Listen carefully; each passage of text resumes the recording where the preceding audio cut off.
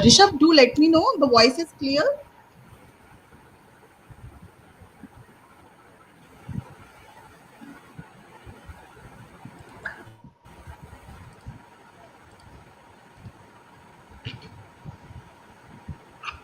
All right.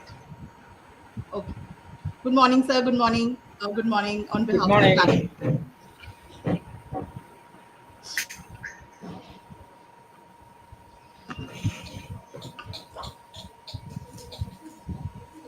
So everyone who are sitting in the Sky Theatre of Nehru Planetarium, I warm-heartedly welcome you all in the celebration that we are celebrating today, the 50 years of Aryabhata, a space learning venture.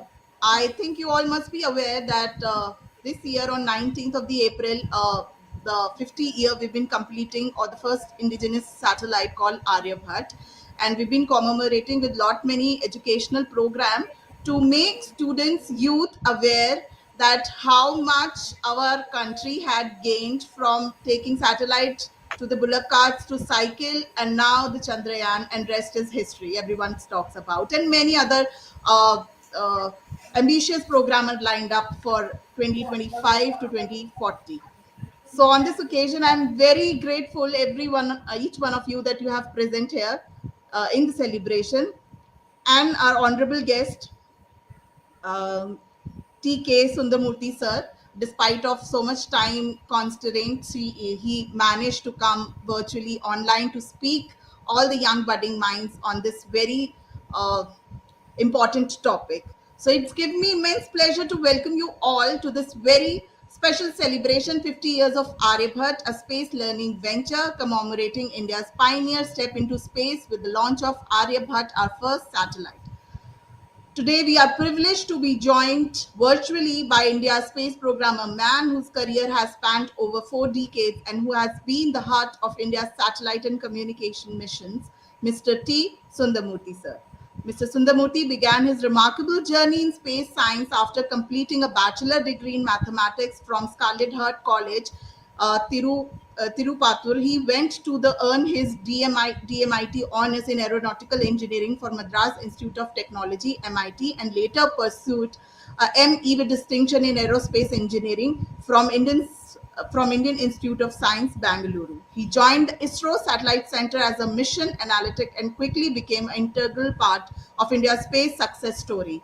In fact, he played a significant role in realizing of Apple, India's first experimental communication satellite, a mission that paved the way for ISRO future in satellite communication. With his deep technical acumen and visionary leadership, Mr. Sundaramurthy took a greater responsibility, serving a project manager, deputy project manager, and operational director and mission director for India's premier communication and meteorological satellites. For conceptualizing to commissioning, he has overview with multiple key mission with unwavering dedication. We are extremely proud and privileged to host such a great visionary and person who can share a real life stories about the satellite communication.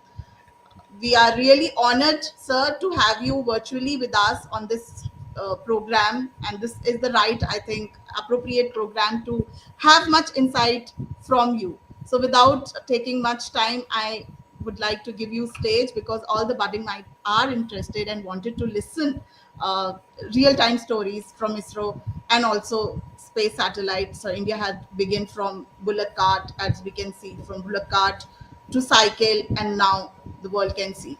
So over to you, sir. Thank you very much for your kind introduction. Am I audible? Yes, sir, you audible.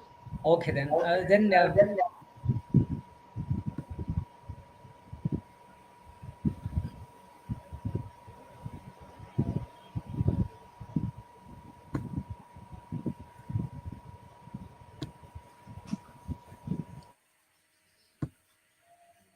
Yeah, the screen is available to you.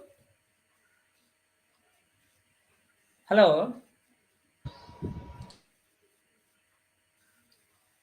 hello.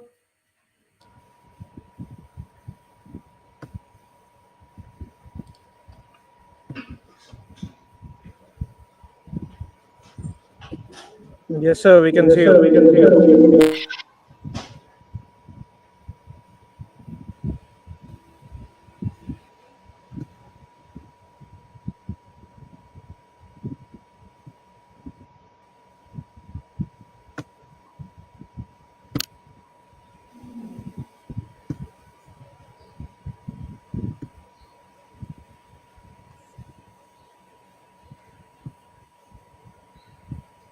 Yeah, are you able to see the screen?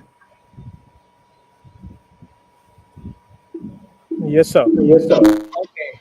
Yeah. Very good morning to all of you. I think indeed it's a great pleasure for me to share few of our rather journey from our early start in the 1960s and till now. Okay, to start with, let me say I have chosen the topic as Indian Space Program Evolution and Aryabhata specifically because we are shortly on in another 4 days we are going to celebrate our 50th year completion of our launch of our first satellite Aryabhata. Okay, so our ambitions and aspirations are mainly to the service of humankind. That is how we started our program, and then we are continue to be in that mode. Of course, you have my contact, and I think your madam will be able to give you the phone number as well as the email ID so that you can contact me whatever you have some doubts. Okay, with this, let me go to the first slide. Like any other thing, we do some prayer. First, our Dr. Vikram Sarabhai's statements are the prayer for us.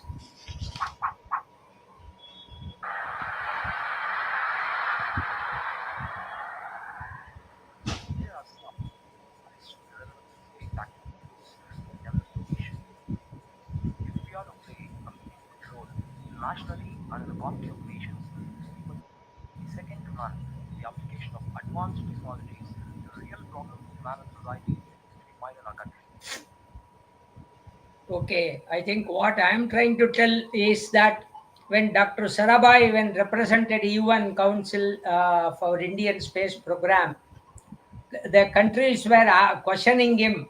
A developing country like India, can it afford to have a space technology? For that, the answer given by him, I just reproduced. Probably, I don't know whether you people have got the audio, but I can tell you the gist. We must be second to none in the application of the advanced technologies. That is what is, and it should be used for the human kind and their developments. That is the main motto of our space program. Okay, so let me say how we uh, uh, began our space program. Okay, it started with initiation of INCOSPAR, that is that space for peaceful applications. Then we started our sounding rocket program sometime in 1963 near Thiruvananthapuram, what it is called as Tumba, that is our launch place. Since then, it slowly grown. We had first our that is at a technology center in Thiruvananthapuram, established in 1966. Then we used, at the time we were not having any building, so the church where Saint Magdalene Church, where they housed our space doyens, and then we set up the sounding rocket facility, and that was dedicated to the UN Council in 1968 by our late Prime Minister Indira Gandhi ji. Then in 1969, ISRO was formed. Until then, ISRO was along with the Department of Atomic Energy. Then in 1972, the satellite program was initiated in Bangalore. We will see a little bit more on these things in the subsequent slides. Then 1972 also the year where Space Commission was formed and the Department of Space was established. The first chairman was MGK Menon, and then subsequently it was handed over to Professor Dhawan. He was in that helm of affairs for quite some time, and then we were having it. Then we conducted our first experimental communications program way back in 1975 to 79. Then we had our own logo that is adapted to give satellite launch vehicle and all those things. This is how our organization has uh, grown up from scratches, and now we are equal to any other spacefaring nation in the world, even to NASA. So initial days, this is what I already told. Then of course, every one of you would be knowing the significance of these things. In olden days, we never had a sophisticated vehicle and all. People were using bicycles to carry the rocket parts and then assembled and then launched it. And of course, this is where our satellite program got established. You see the construction which is going on in Penia in Bangalore in 1972. This is the condition of our satellite center. Now, in a way, we have established that center, and we are having a world class launch of the satellite building facility. Of course, as the madam mentioned, the satellite was tested, our first communication satellite, what we call it as Ariane passenger payload experiment, what we call it as Apple. This was tested in the open ground for RF interferences. You know, in those days, what I'm talking is 1979. We were not having any special vehicle which is having the interference of RF transparent free. So we suggest someone suggested why not we take bullock cart.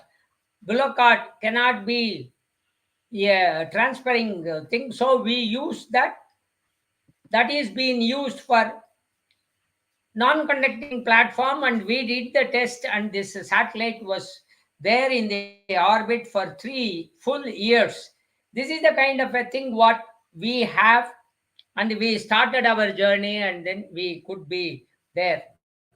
Of course, this is the work culture what we had. What you are seeing is Dr. Kalam and then Dr. Arvam sir. They were, though they are the project directors for the sounding rocket, you see they themselves are doing some work. That is the kind of a work culture what we are being brought up, and that is why Department of Space is successful in all their journeys till today when compared to any other department in India. In 1963, we had our first sounding rocket program, what we call it as Nike Apache. The payload was built by French and our Indian people collaboration. Then, of course, you know, Aryabhata. It was launched in 1975 using Intercosmos launch vehicle. We will see a little bit more on this because this lecture is mainly devoted for the 50th year celebration of our Aryabhata. So I'll have few more slides to dwell upon. Of course, this is the first Indo-Soviet satellite project, what we call it as ISSP. It was initiated. We didn't have a very big building in Bangalore, but when this program was initiated, we were all, rather, my seniors were all in Thiruvananthapuram. From there, this satellite project was conceived. But when the realization part, when it comes, they wanted to have a separate place other than Trivandrum. So, Bangalore was chosen because of the presence of many PSU industries, especially Hindustan Aeronautic Limited as well as National Aeronautical Laboratory. These two were already functioning from Bangalore, so people thought it would be more wise to have a industry collaboration and the research institute to be assisting the satellite program. So Bangalore was chosen. But at the time, the site what we were looking for is a place where it is not supposed to be polluted with the industries, and it should be a very serene environment. So this Pinia industrial estate was chosen, and we hired some industrial sheds. That is what now you are seeing in the photograph.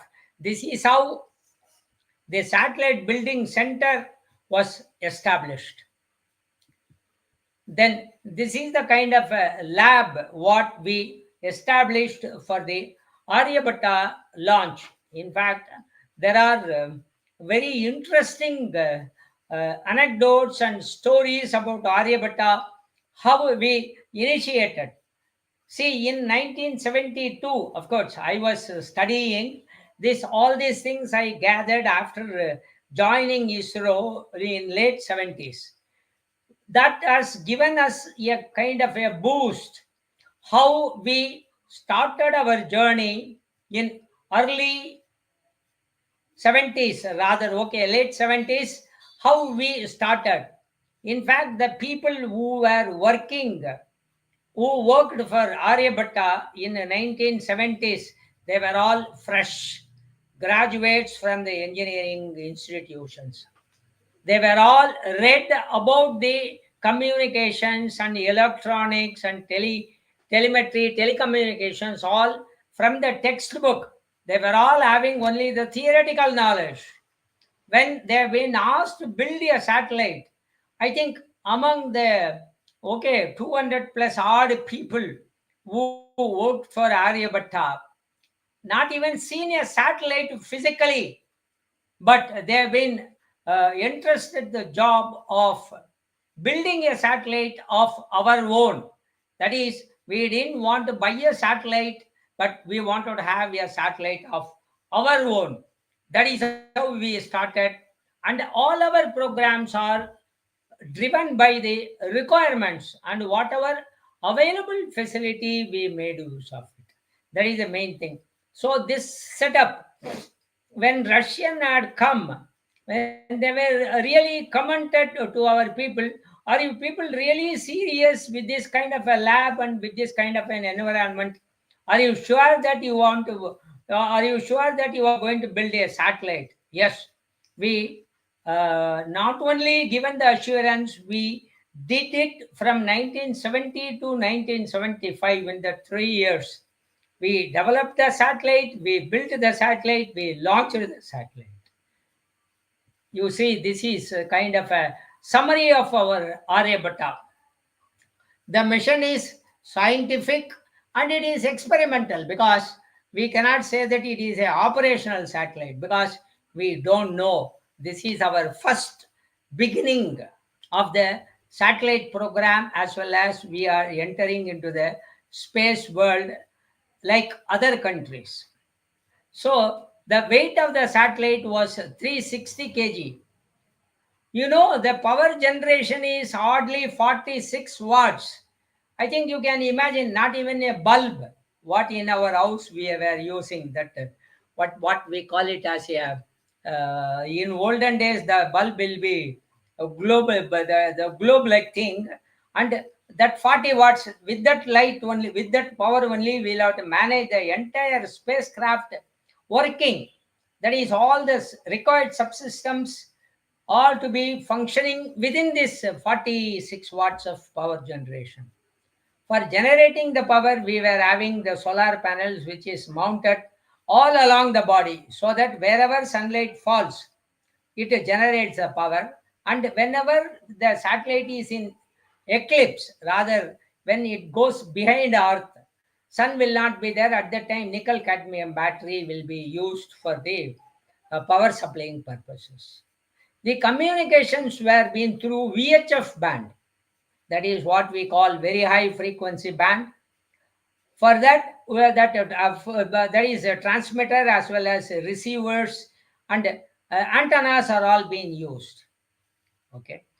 The stabilization system is very simple. It is spin stabilized, so that the satellite can be pointing to the required one, and that spin is being accomplished by the release of compressed cold gas. Frequently that walls are opened, and we maintain that spin rate. The main payloads are all scientific payloads, what we call it as X-ray astronomy, aeronomy, and solar physics. Then the sensors what we were using were digital sensors, sun transit sensor, magnetometers, and then temperature sensors, because we would like to keep the temperature of the spacecraft within the operational limit, so that we will be having a comfortable working of the subsystems. Of course, we were having telemetry, telecommand and all is in olden days. We were having only very limited. That is 1 million byte. That means we were not even having few words. The command number of commands available were only 35 commands only we were able to have. With this, we were operating the satellites. The satellite was launched on April 19th, 1975. The launch site was, anyway, I don't want to go more on that. The launch vehicle is Intracosmos.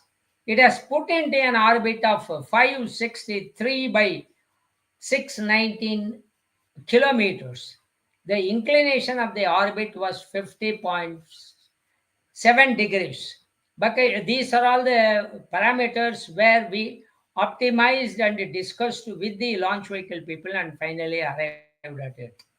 Then the mission life was 6 months. It is the nominal one, but it has served almost 17 years before it re-entered into the earth. That has happened sometime in February 10th, 1992. This is the period. For 17 years, the satellite was working. This is how our first satellite, Aryabhata's rather brief explanation.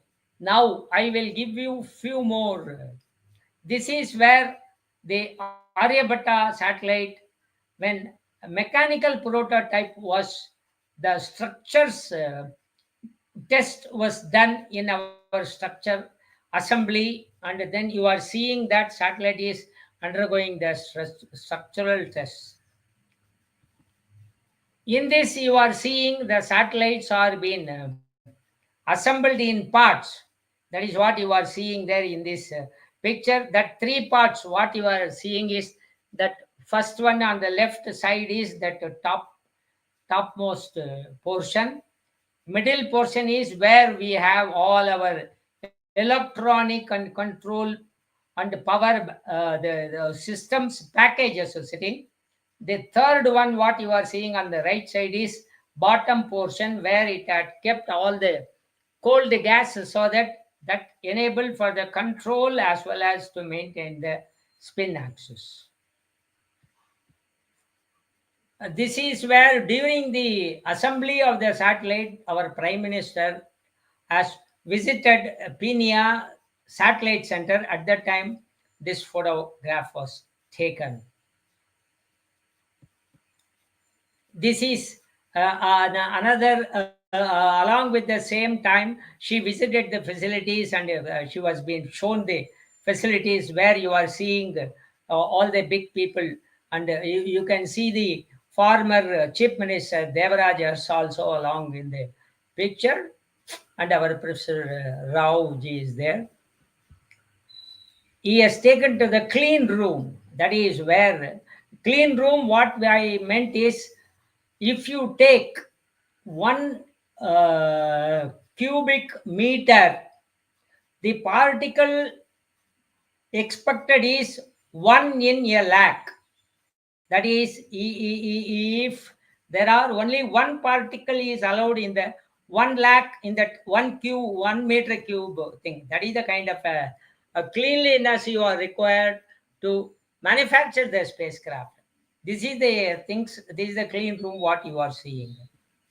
And now, of course, this is a signing of the protocol with the Indian and Soviet Union, because these are all, I just wanted to show you the nostalgia things, how Aryabhata was manufactured, and how we were being assisted by Soviet Union people, and then our team, they were interacting with them, and then try to have the launch of our satellite. See, this is where one of the off-size satellite was tested at the balloon facility in Hyderabad for link verification of communication. Because when the satellite is launched, we should be able to track the satellite. So to have that idea, this kind of a test is being done. Then the engineering model was taken in the helicopter at Sriharikota to test the functioning of the antenna and the compatibility of ground station, which was set up in Shar. And this is the rocket where our Aryabhata was launched. I think, yeah, this is the story of Aryabhata, how we started from scratches, and we launched successfully the satellite in the 19th April 1975 from Intercosmos, and then the satellite was tracked, and we were getting the data, and we could get a lot of experiences and exposures into the satellite problem, and we know how to manage and then how to operate the satellites, and how the data can be processed and then disseminated. I think finally, yes, the satellite got re-entered in 1992. I think with that, our Aryabhatta, though the Aryabhatta satellite has re-entered and then it has burnt into ashes, but the kind of legacy which has left behind is the story what now we are continuing, and our success in the space arena is the speaking example of our Aryabhatta when we built first the satellite. Okay, then we will go to the next step of our program. I think this is a celebration time after the launch, and this is the first Deccan Herald paper news, 20th April 1970, because in those days there is no television, only print media we were having, or it is we were having All India Radio. That is all. These are all the only publicity mechanism available for us. So the paper cutting, India enters space era. First satellite shot into orbit from Soviet cosmodrome. This is from Deccan Herald, 20th April 1975. Yes, I think with that, I will, okay, because I can talk about Aryabhatta even hours together, because we were having such a kind of experience, and such a kind of useful observations what we were having from Aryabhatta. But thing is, okay, due to the paucity of time, I stop with this, and then I'll go ahead with our ISRO briefly, and then what is the program which we have done, and then what in store. I think in another 10 minutes or so I will cover, and then I'll close this. Our organization chart, if you really look at it, we are directly coming under Prime Minister, and we have been guided by experts teams like, okay, the institutions like PRL, then InSpace, RCL, and IIST and all. And then we have a advisory board, Antrix, NSIL, and ISRO Council, and all these things. Then all the activities are supported in the various centers in Trivandrum and Sriharikota, Bangalore, Ahmedabad, and then Hyderabad, and then Mahendragiri for the testing and all. So this is the kind of a setup what we have on the both the sides. I have given in the insects the building mainly, because I don't want to take much of our time. This gives you the presence of our space across India. Probably this is the only department where across India, you name any place, some portion of or other been supported from the state or from the place where they are supporting our space program. Probably I am proud to say that Department of Space, especially ISRO, all the ventures are being successful mainly because the people who are contributing are pan India, irrespective of caste, creed, religion. We are driven only by the technical knowledge. That is where, even with such a less amount of budget when compared to elsewhere, to name, I can tell you, it is only few percentage of NASA budget what we have been given. As an example, I can tell you, for the Mangalyaan program, our budget was 1400 crore, whereas NASA's MAVEN program, it was 14,000 crores.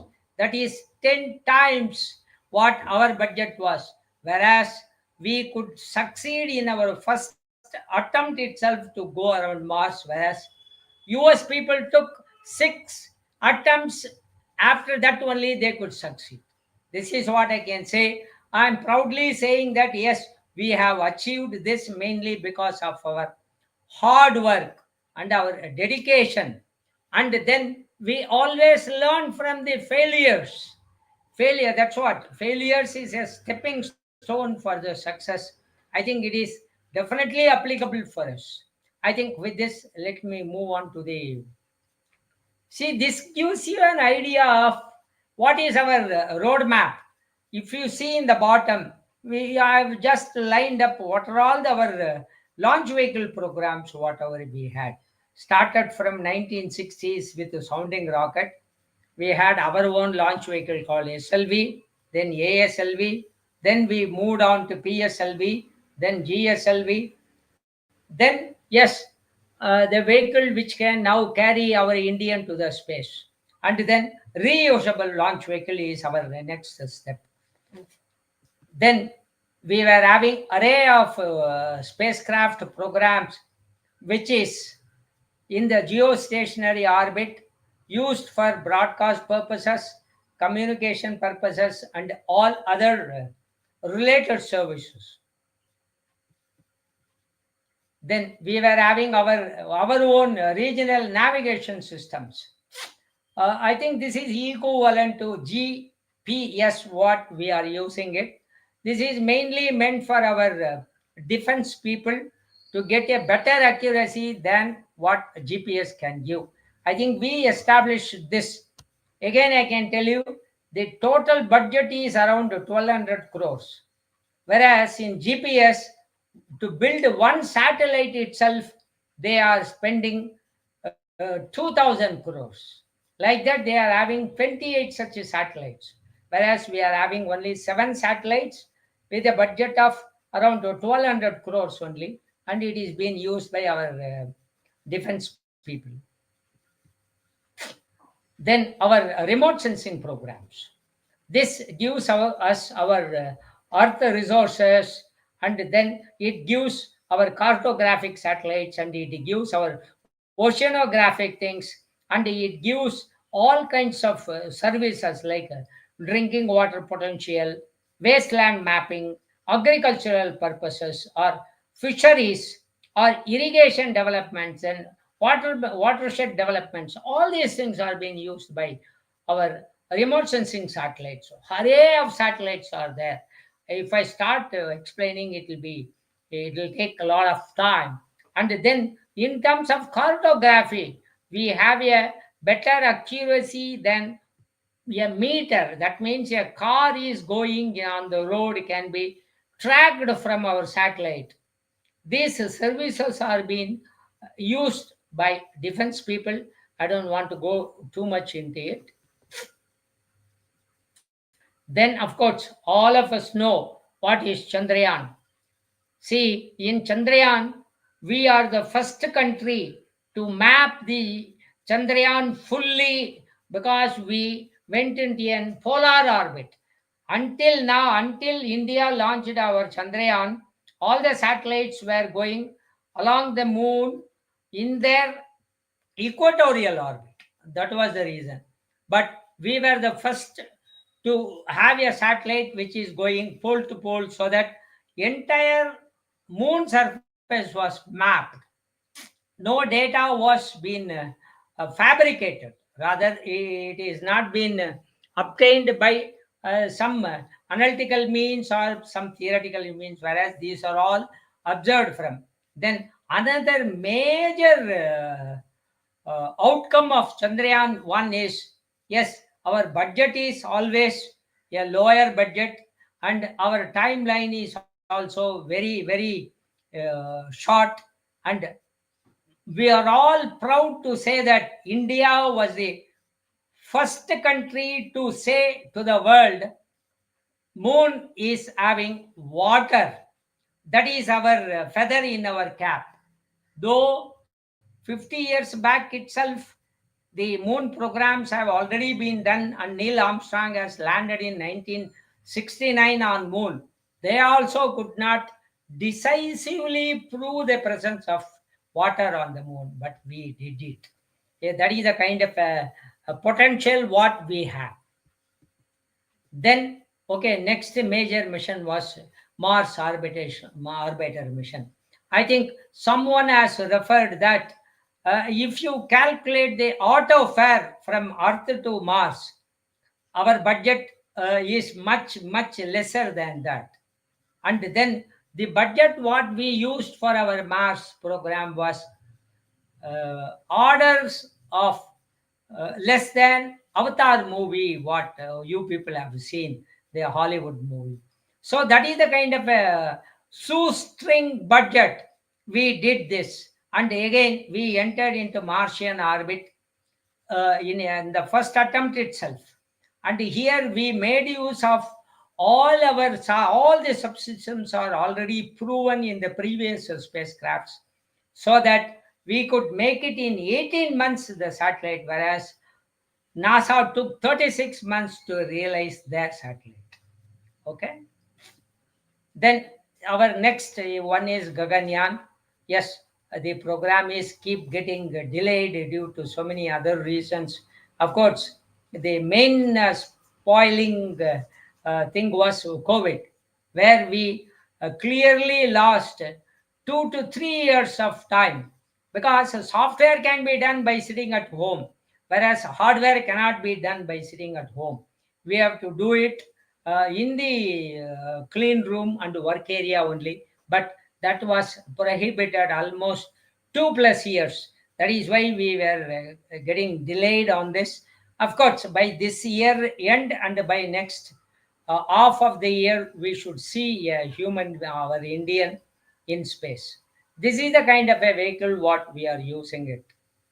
This is how the existing launch vehicle is going to be modified, and this is where the crew module and service module. Okay, and the planning is for 7 days, and of course, yes, it could be with 2 or 3 astronauts. We have not yet decided. This is the kind of the trajectory what it is planned. I will go with the next slide little bit. Yeah, this is how, if you see the mission profile, the satellite the Gaganyatris will be launched, and it will take approximately 16 minutes to reach the orbit.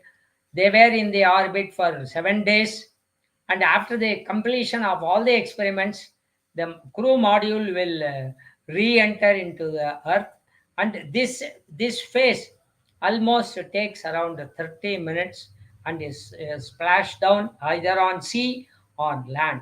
Both it is being pursued, and probably yes, all these things have been tested at different stages, and then we are all ready to send a unmanned crew launch sometime, maybe in another 2 3 months. Then by this year end we will launch with a robo model, and then by next year first quarter or second quarter our Indian is going to be in space. Of course, these are all the future programs. I don't want to go into it. Next major thing is reusable launch vehicle.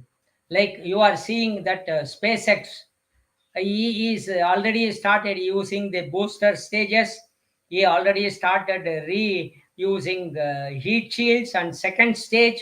So by that, the launch cost can be brought down significantly.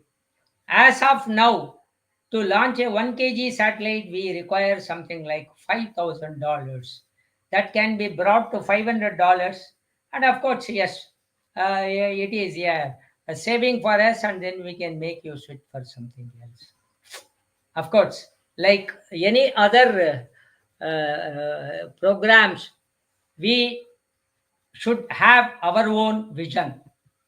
That is 2025 operational services in communications and navigation, enhanced image capability for natural resources management, space science missions to better understand the solar system and the universe, development of heavy lift launchers, lunar interplanetary missions, then reusable launch vehicles, then of course human space flight. Indian Space Future Vision. Benefit every citizen. Rural literacy and mass education. Create vibrant space industry. Significant global space presence. Expanding the spirit of exploration. Space environment for industrial and scientific activities. Leapfrog to frontiers of high technology. Okay, I think, yeah, this one of the most important thing. In 1957, our space is clean. That is, if you see 1957, but in 2019 you see the figure is. But at now 2025, another 6 years, this has grown in multiple form. See, this is how now the present, rather the unused, as well as the satellite which are working. Can you see? I think it is trillions of pieces are there. It is a very very dangerous situation to live with, and then the upcoming satellite programs are all to be carefully crafted, and then we'll have to launch our satellite. See, this is the kind of debris what we can call it as. And all the countries now are working towards zero debris free environment. Let us all hope we will have some mechanism where we will be having this zero debris. This is how it is. Before I could conclude, sky is not the limit. Nothing is impossible with hard work, and nothing is possible without hard work. We are better among the best. Thank you for your patient listening. Yeah, I think now I am ready for the.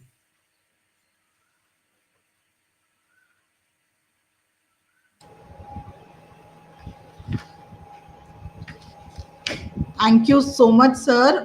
Your presence today is truly inspirational to every budding scientist, dreamer, in the audience, on behalf of Nehru Planetarium, Prime Minister Museum and Library, also SDNx, all the participants gather here, I extend a warm thank you, because the presentation you have shared, I think most of the visual won't be available to see on Google as well.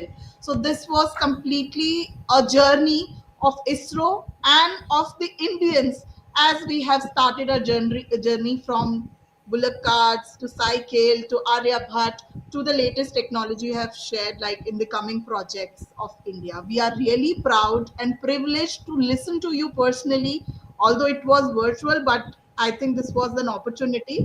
First of all, I would like to thank on everybody's behalf that we all got chanced on this special occasion to listen you personally, and the details you have shared, I think everyone will go today with all that memory and dream to achieve more.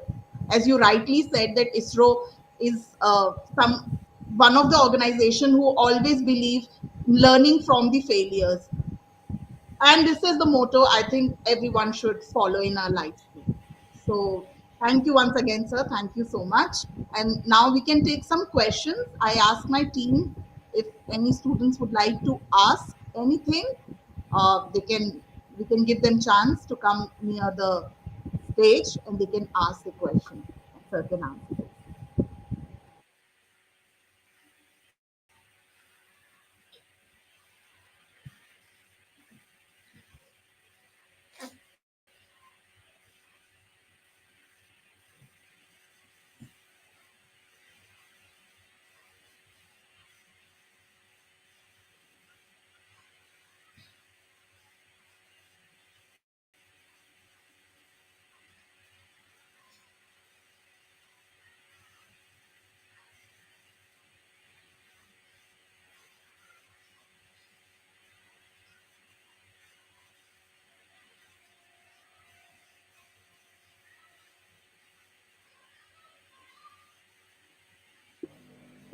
I just wanted to ask them.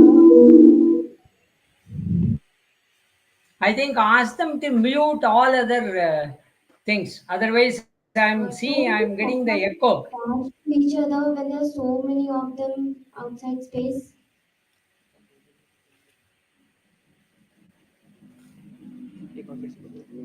Don't the satellites crash with each other when there are so many out there in space?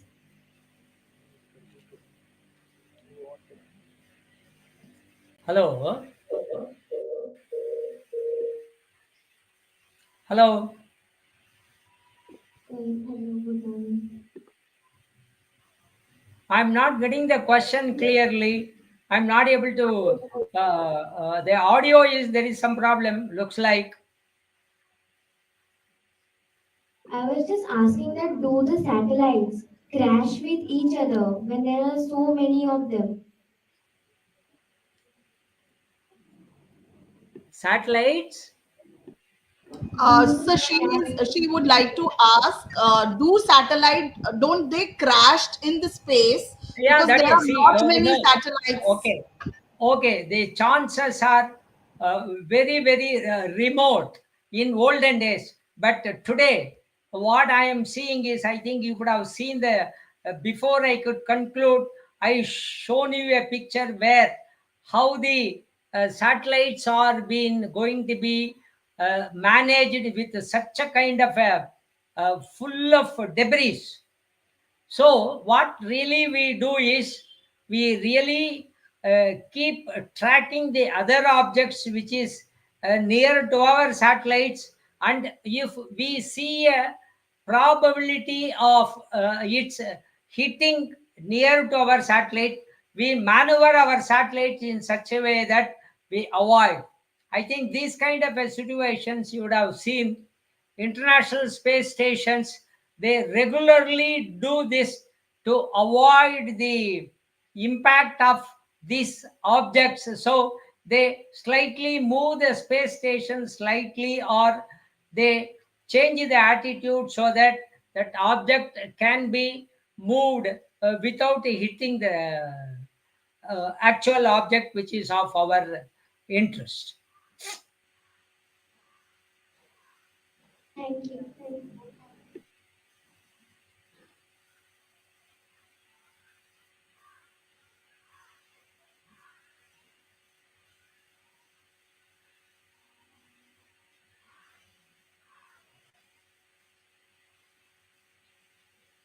I think I'm seeing a boy is raising his hand.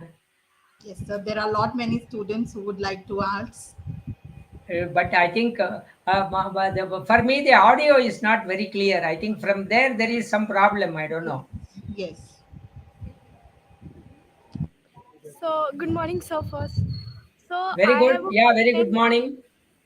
I have a question, sir. That if there is any mission completed and the spacecraft returns to the Earth, then that the spacecraft parts can be used in another spacecraft. Oh, okay. See what is happening. One thing I can tell you, after the satellite is been used, okay. As an example, I can tell you. Okay, we are having a car. That car we are using it for 15 or 20 years. Then afterwards, what are we doing with the car? Hello?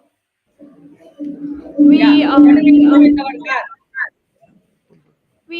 actually what we do we go give it to any person which do things, and then it is recycled and it is used in it is used by mechanics to make new car.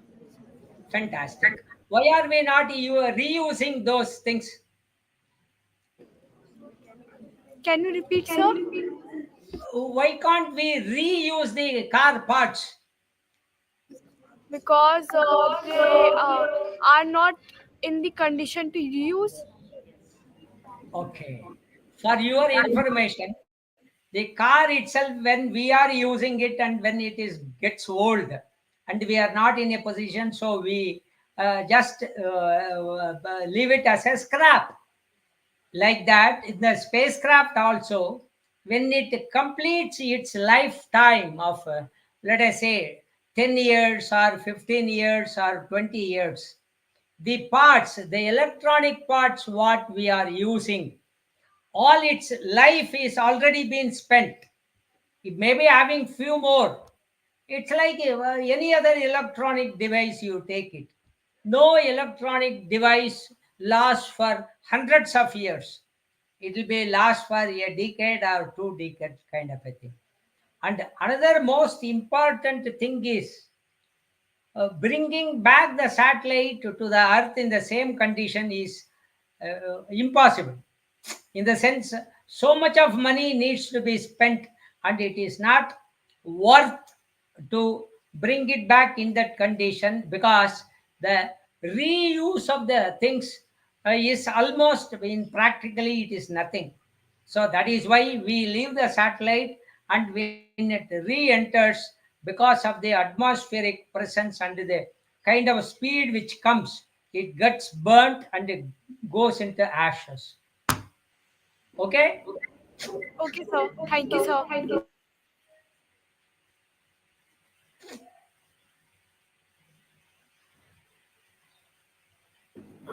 Good morning, sir. So, sir, Good my morning. question is that how is ISRO planning to reuse its satellites, and how much would the budget be cut if they Okay. reuse? See, we are having now. You name anything, you will see a space component. I think now we are whatever we are conversing, it is happening because of satellite. Okay, whatever you are seeing in the TV, it is because of satellite. Whatever the mobile you are using, it is because of the satellite. And the agricultural production estimation is coming from satellite. Then weather information is coming from the satellite. And if there is any disaster like a cyclone or heavy rain or earthquake kind of a things, all these things are all we are getting it from our spacecraft, and we try to mitigate and then bring back to the normalcy using our spacecrafts. So that way, spacecraft is being used almost every walk of life of human being. You name anything. yes, you will find some component of space presence in that. So that way, this is how we are having all these things. But when compared to other countries, yes, our budget is very limited. And anyway, I don't want to give the figures, but we are all definitely, I can tell, 1/10 of the budget what elsewhere in America or Russia or China are doing. Okay, sir. Thank you. Thank you, sir.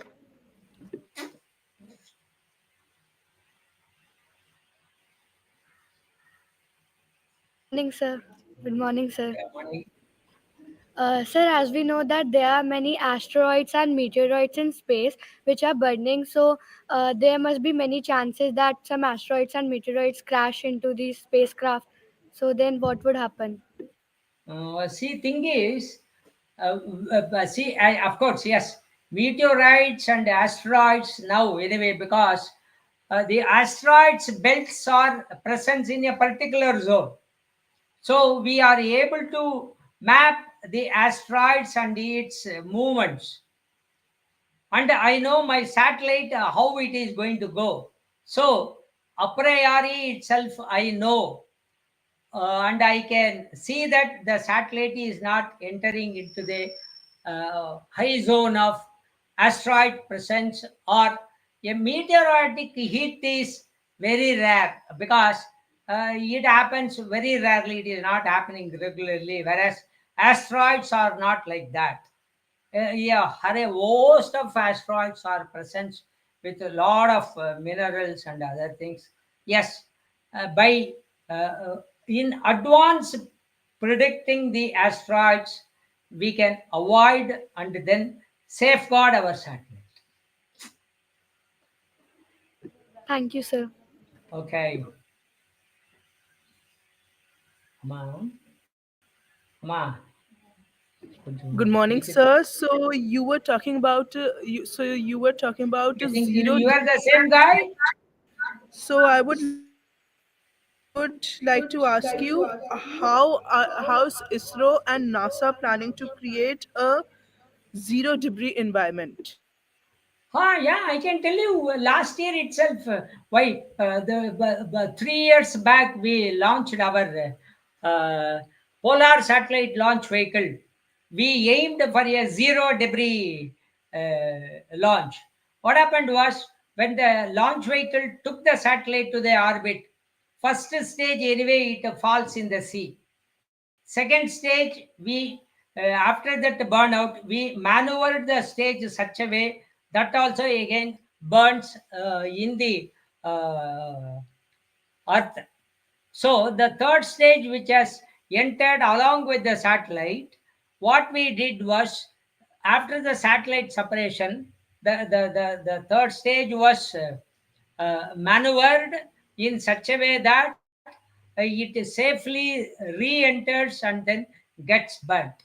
Now, with that satellite, we are having only the satellite is going around, and after its useful time, maybe another couple of years, we bring back the satellite to the atmosphere and it will get burnt. So, this is how the program further, whatever is going to happen, that we are planning to have a zero debris concept.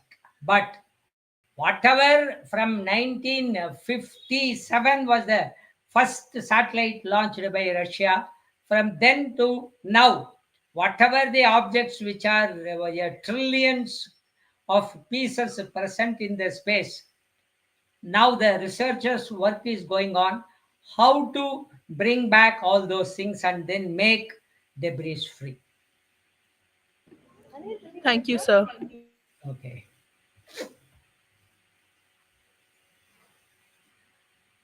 Good morning, sir. I want to ask that how do we measure the size and size of the universe? Size of the universe is difficult. I can say size of a planet or size of an object I can measure. Universe in such a vast thing, And also currently we know only one universe, that is where we are. That sun is the center of that universe. There are a lot of research is going on whether many such universes are there. But currently, if you ask me, the honestly, I can say that I don't know. Other than our universe, I don't know whether other universes are existing. But scientists and physicists, they feel, yes, like us, there could be many more universes. I think it will be okay. In the 1950, if you would have asked someone whether how the satellite is looking like, nobody would be knowing what is a satellite. But today, we are having thousands of satellites built, and it is being used for various purposes.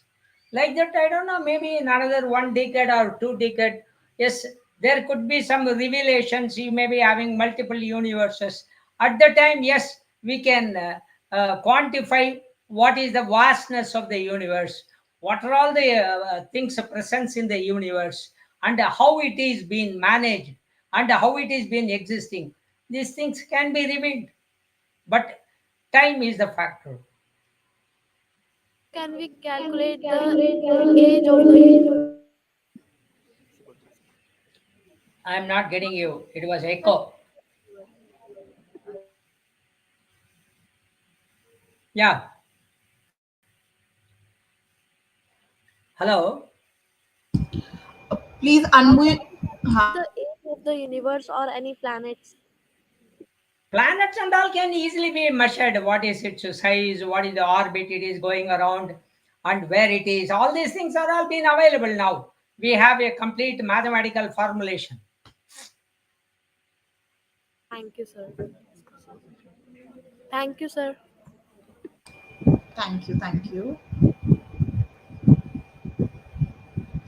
Do we have any other question? Yes. Yes, sir. Good morning, sir. Good morning. Sir, can I know that what were the problems faced by the scientists of ISRO when they were making the Aryabhata satellite? Oh, there are many, because we were, of course, I was not involved personally, because I was pursuing my not even engineering degree. I was in my college pursuing my mathematics degree. Okay, so but I, after, well, see, discussing with my seniors, as soon as I joined ISRO late 70s. So I come to know all the problems, because, as I told you in the beginning itself, the people who built the Aryabhata satellite, 99% of the people, they have not seen a live satellite before they could realize the Aryabhata satellite. That is the kind of a thing what we have. From the bookish knowledge, or from the texts, or from the references, or from the library things, whatever available, from that it was conceived. And then they built the hardware, they built the subsystems, and then they tested it, and they assembled. And finally only, they were also, when the satellite has been put it in the full form, many of the people, it was really a surprise to see a satellite built by them, which they were not seen earlier. So that is, but of course, yes, every stage, yes, we are facing a problem. It's like, which grade are you, ma? Thank you, sir.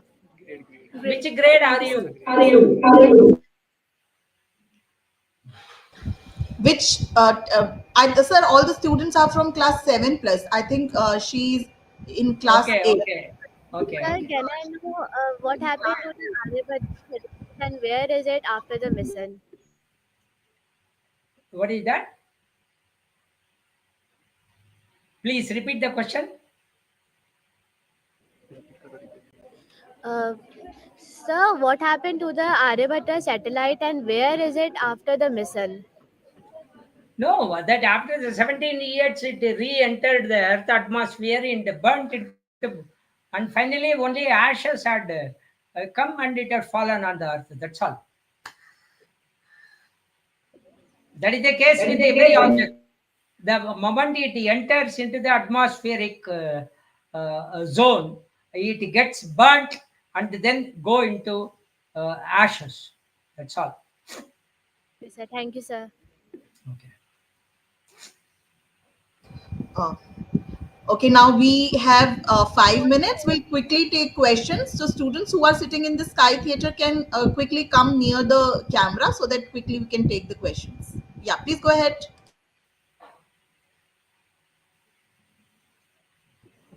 Good morning, sir. Yeah, please. Sir, what inspired you to join ISRO? Nothing inspiration and all. I did my BSc mathematics, then I did my engineering. I got a job in ISRO and I continued. That's all. But once I joined ISRO, yes, I thought, yes, after joining ISRO, I should contribute something to the country. Yes, I think if I look back, yes, I have contributed something to the communication and meteorological satellites. I myself handled around, okay, 30 to 40 satellites in my service. So that I can say. But each satellite has given me a lesson. So we were keep learning things as we grow.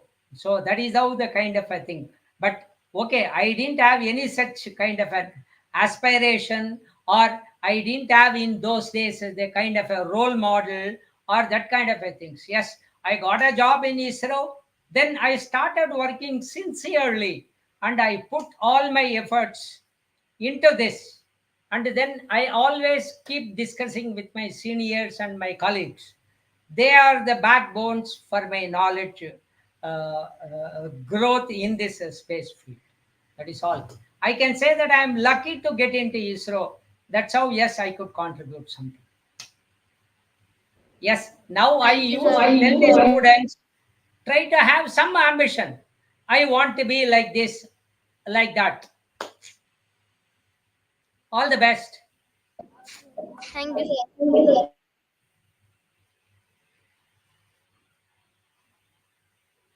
Good morning, sir. Good morning.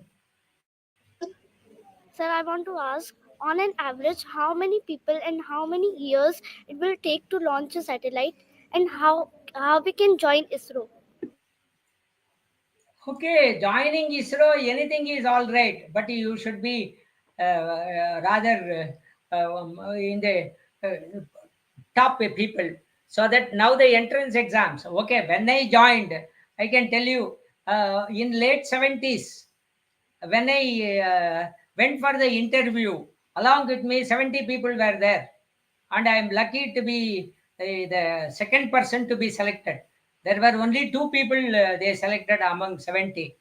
But today, for 100 people, when we advertise, we are getting 10 lakh people. That means that is the kind of a competition what you have. So you should excel in your academic career, as well as you should do some extra curricular activities so that you can get into.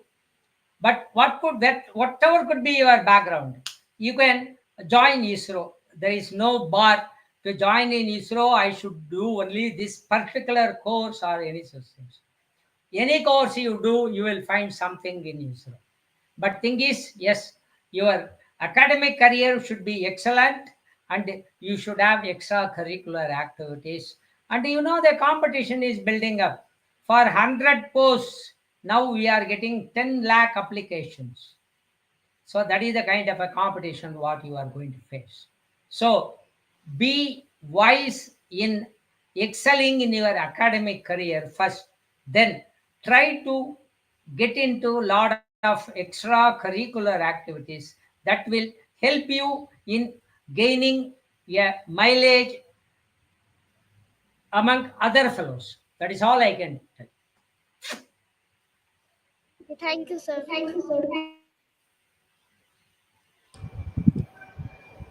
So this was the last question, sir. If we have any other questions, please we can take it in writing, and we will be happy to share with sir, and sir can later email us the question, and because I know everyone is very curious sitting inside the Sky Theatre, that's why you have came to celebrate this program with us. So we'll be taking your questions because of the time constraint. We have to run little fast. Uh, Again, sir, thank you so much for coming online and speaking to all the budding minds sitting at the planetarium. I really thank you, and also SDNx for collaborating with Nehru Planetarium and making this event a memorable experience for every one of us. Listening to you, getting all the story, give us a nostalgia because we have read everything on social media and the website.